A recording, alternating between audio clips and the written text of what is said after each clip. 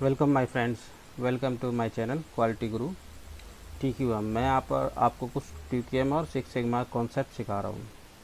आज का जो मेन टॉपिक है वो है कॉन्फिडेंस इंटरवल। क्या होता है, जब भी हम जो है CP और CP के कैलकुलेट करते हैं तो एक हम एस्टिमेट करते हैं, यानी अंदाज़ा लगाते हैं। तो हम अंदाज़ा लगा सकते हैं कि बिल्कुल एग्जैक्ट वही CP है, एक पॉइंट है। जैसे कि हम आपको एक एग्जांपल देते हैं कि अगर मान लीजिए कि आपको एक लाइफ में बोल दिया जाए कि राहुल के पास कितने पैसे हैं या फिर मेरे दोस्त के पास कितने पैसे हैं, तो मैं ये नहीं कह सकता कि उसके पास 1 लाख रुपए हैं या 5 लाख रुपए हैं। मैं उसको एस्टिमेट कर सकता हूँ कि भाई उसको पास जो है 2 लाख से 5 लाख के बीच में रुपए होंगे। तो मैं एक इंटरवल बता सकता हूँ। तो अधिकतर इंडस्ट्री में आजकल CP एक पॉइंट एस्टिमेट की जगह हम जो है उसको एक इंटरवल में CP कैलकुलेट करते हैं। क्यों? इसके पीछे रीज़न क्या है? You can not estimate exact points. आप एग्जैक्ट पॉइंट का अंदाज़ा नहीं लगा सकते सही ढंग से, उसमें कुछ ना कुछ एरर ज़रूर होगा। हम केवल यहाँ पर एक एस्टिमेट कर सकते हैं इंटरवल का। हमने यहाँ पर प्रैक्टिकल एग्जांपल भी देख ली, जैसे कि मैंने आपके फ्रेंड के एक सैलरी का एक एग्जांपल बताया या पैसे का एग्जांपल बताया। चलिए फ्रेंड्स, बहुत सारी ऐसी कंपनी हैं जिन्होंने जो प्रोसेस कैपेबिलिटी रिपोर्ट है उनको इंटरवल में तैयार करने का कल्चर तैयार कर लिया। Many companies have develop their culture to report PCR in interval, यानी प्रोसेस कैपेबिलिटी रेशियो को वो एक पॉइंट की तरह नहीं, वो एक इंटरवल की तरह शो करते हैं। इसीलिए हमें इसके बारे में जानना ज़रूरी है। ये इंटरवल फॉर CP है। ये हमारे पास CP इंडेक्स था, उसके लिए हमने इंटरवल कैलकुलेट करेंगे। इसमें हमारे पास जो अल्फ़ा है ये 0.05 है। और ये अल्फ़ा है क्या? और ये अल्फ़ा जो है ये टाइप 1 एरर बोलते हैं इसको, और प्रोड्यूसर रिस्क भी बोलते हैं। इसके बारे में मैं आगे बताऊंगा आपको।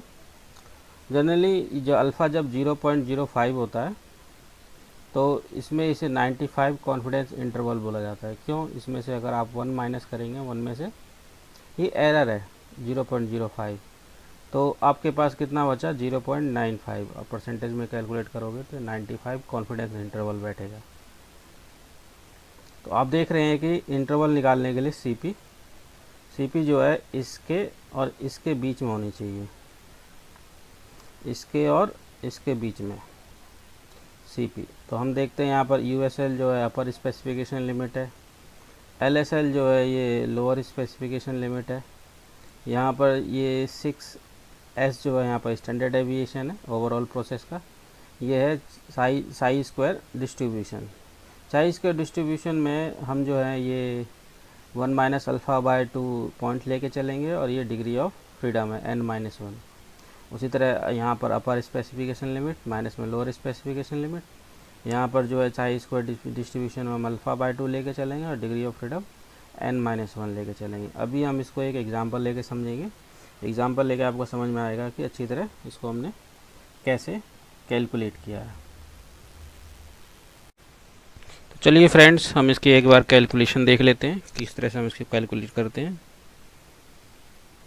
तो आप ये देखेंगे कि एक एग्जांपल है जिसमें अपर स्पेसिफिकेशन लिमिट जो है वो 62 दी हुई है और लोअर स्पेसिफिकेशन लिमिट है वो 38 है। और यहाँ पर नंबर ऑफ सैंपल जो हमने 20 लिए हुए हैं। यहाँ पर अल्फ़ा यानी टाइप 1 एरर, मैं आपको इसको डिटेल में अगले वीडियोस में बताऊंगा इसको। अल्फ़ा जो है यहाँ पर 0.05 है और यहाँ पर जो है S यानी स्टैंडर्ड डेविएशन 1.75 है। सबसे पहले हम एक पॉइंट एस्टिमेट निकाल लेते हैं CP का फॉर्मूले में, जैसे कि हमने आप यहाँ पर देखा था कि ये जो USL minus LSL divide by 6S, इसको पॉइंट एस्टिमेट बोलते हैं CP का। तो इसको हम कैलकुलेट कर लेते हैं पहले। तो USL हमारे पास जो है वो 62 है, हमने 62 रख दिया। LSL 38 है, 38 रख दिया। 6 इंटू में S, और इसे हमने कैलकुलेट किया तो हमारे पास 2.29 आया है। अब जब हम इसको फॉर्मूले में पुट करेंगे CP एस्टिमेट की वैल्यू जो है 2.29 रख दी हमने यहाँ पर। ये साई स्क्वायर डिस्ट्रीब्यूशन, यहाँ पर अल्फ़ा की वैल्यू 0.05 था और फॉर्मूले में यहाँ जो है अल्फ़ा बाय 2, जिसको 2 से डिवाइड करोगे आप तो यहाँ पर 0.025 आएगा। अब 1 में से 0.025 घटाएंगे तो 0.975 आएगा।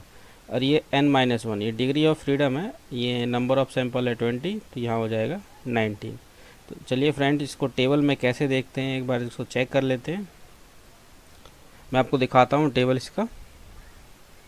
तो ये कुछ इस तरह से इसका टेबल है। हम देख रहे हैं यहाँ पर जो है ये हमने अल्फ़ा जो लिया था फ़िलहाल 0.975 लिया था और डिग्री ऑफ फ्रीडम 19 है। तो 19 डिग्री ऑफ फ्रीडम है, देख रहे हैं यहाँ पर डिग्री ऑफ फ्रीडम 19 है और यहाँ पर जो अल्फ़ा है 0.95 है। तो इस वाली लाइन में अगर हम 19 के लिए लेंगे तो ये आएगा 10.12, सॉरी 975 के लिए ये आएगा 8.91। तो हम 8.91 वैल्यू पुट करेंगे वहाँ पर। तो आप देखेंगे कि यहाँ वैल्यू जो पुट करी गई है 8.91 है और ये n-1 यानी डिग्री ऑफ फ्रीडम 20 में से हम माइनस करेंगे तो 90 आएगा। उसी तरह हमारे पास यहाँ पर जो है ये CP और ये CP एस्टिमेट हमारे पास 2.29, ये जो है वैल्यू 0.025, ये n-1। अब हम जो चेक करेंगे वो 0.025 पे चेक करेंगे। तो इसे भी हम चार्ट में देख लेते हैं एक बार। तो 0.025, तो ये 0.025 है और इसे हम 19 डिग्री ऑफ फ्रीडम में देखेंगे। 19 डिग्री ऑफ फ्रीडम में देखेंगे तो ये आएगा 32.85। इसकी वैल्यू हम यहाँ पुट कर देते हैं 32.85 और इसको हम कैलकुलेट करेंगे तो ये आएगा 1.57 से 3.101 के बीच में। मतलब हम ये कह सकते हैं हमारी जो CP है वो 1.57 से लेकर 3.01 के बीच में है। पर आप यहाँ पर अगर आप ध्यान से देखोगे तो 1.5 और 3 के बीच में बहुत ज़्यादा अंतर है। 1.57 और 3.01 के बीच में बहुत ज़्यादा अंतर इसलिए आ रहा है, बहुत ज़्यादा वाइड गैप इसलिए है क्योंकि आपने जो यहाँ सैंपल लिए हैं बहुत ही छोटा सैंपल लिया है। 20 सैंपल्स लिए हैं, केवल 20 सैंपल्स। इस सैंपल को आप कम से कम 25 या 30 सैंपल लेना है, तभी जाके आपका जो है ये गैप कम हो पाएगा। नहीं तो यहाँ से फिर आपको फिर ज़्यादा एस्टिमेट नहीं मिल पाएगा, आपको जानकारी नहीं मिल पाएगी सही ढंग से, तो गैप बहुत ज़्यादा होगा। चलिए दोस्तों, ये हमने CP के लिए देख लिया, अब हम CPK के लिए देख लेते हैं। ये जो अगला फॉर्मूला है ये इंटरवल है CPK का। हम यहाँ पर CPK एस्टिमेट निकालेंगे। ये 1 माइनस जेड अल्फ़ा बाई 2, ये इसको जेड डिस्ट्रीब्यूशन बोलते हैं। ये अल्फ़ा बाई 2 परसेंटेज पॉइंट है, ये 1/2 एंड 9n जो है नंबर ऑफ सैंपल्स है और ये C² ये एस्टिमेट है इसका। उसी तरह यहाँ पर हम जो है CPK को इसके और इसके बीच में रखेंगे। तो देखते हैं फ्रेंड्स, एक एग्जांपल लेके देख लेते हैं इसका। ये एग्जांपल है, एक सैंपल है जिसमें हमारे पास जो है ये 20 सैंपल्स हैं और ये एक स्टेबल प्रोसेस है। यहाँ पर हमने जो है पहले से ये एस्टिमेट किया हुआ है CPK 1.33। हमें जो इसका 95% कॉन्फिडेंस इंटरवल निकालना है। तो हम वही फॉर्मूला इस्तेमाल करेंगे यहाँ पर, जो ये वाला फॉर्मूला है। यहाँ पर जेड अल्फ़ा बाई 2, अल्फ़ा की वैल्यू कितनी दी हुई है यहाँ पर? अल्फ़ा की वैल्यू जो अगर 95% कॉन्फिडेंस इंटरवल है तो अल्फ़ा की वैल्यू होती है 0.05 और 2 से डिवाइड करेंगे तो ये हो जाएगा 0.25। इसको हम जेड डिस्ट्रीब्यूशन बोलते हैं। तो अब यहाँ पर हम CPK एस्टिमेट निकाल जिसकी वैल्यू हमें दी हुई है हम उसकी वैल्यू यहाँ पुट कर देंगे। ये 1 है तो हम 1 रखेंगे। जेड अल्फ़ा बाई 2, ये वैल्यू कहाँ से आई? इसकी वैल्यू को हम टेबल से यानी जेड डिस्ट्रीब्यूशन की टेबल चेक करेंगे। तो जेड डिस्ट्रीब्यूशन का टेबल कैसा होता है मैं आपको दिखा देता हूँ। तो हमारे पास ये जेड डिस्ट्रीब्यूशन का टेबल है। यहाँ पर अल्फ़ा था 0.05 और 0.05 का अगर हम माफ़ करें अल्फ़ा बाई 2 तो ये हो जाएगा 0.025 और 0.025 में से हम जो है 1 माइनस करेंगे तो 0.975 आएगा। तो 0.975 हमें टेबल में फाइंड आउट करना। ये फाइंड आउट हो गया और यहाँ से हम जेड की वैल्यू निकालेंगे। तो जेड की वैल्यू क्या हो जाएगी? ये हो जाएगी 1.9 और 0.975 जो है इसके ऊपर हम देखते हैं इसकी वैल्यू क्या है यहाँ पर। तो 0.975 में हमारे पास जो है 0.06 है। तो 1.9 और ये 6 यानी 1.96 आएगा। तो जेड अल्फ़ा बाई 2 की वैल्यू यहाँ से आई है। यहाँ पर हम 1.96 रख देंगे 1 और हमारे पास ये 9 का 9 आएगा। हमारे पास n की वैल्यू थी 20 तो हमने 20 रख दिया।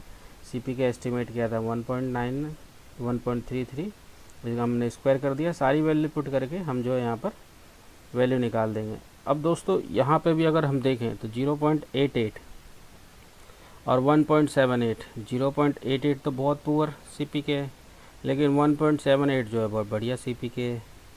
तो ये तो फिर कॉन्ट्रडिक्शन प्रोड्यूस हो गया आपके उसमें, मतलब बढ़िया भी है और मतलब ख़राब भी CPK आया है और बढ़िया भी आया है। इससे आप कुछ कंक्लूजन निकाल पाएंगे? नहीं, इससे आप कुछ कंक्लूजन नहीं निकाल पाएंगे। तो फिर दोबारा मेरा वही कहना है कि आपने जो सैंपल लिए हैं यहाँ पर 20 सैंपल लिए हैं, जिसकी वजह से यहाँ पर वाइड गैप आ रहा है।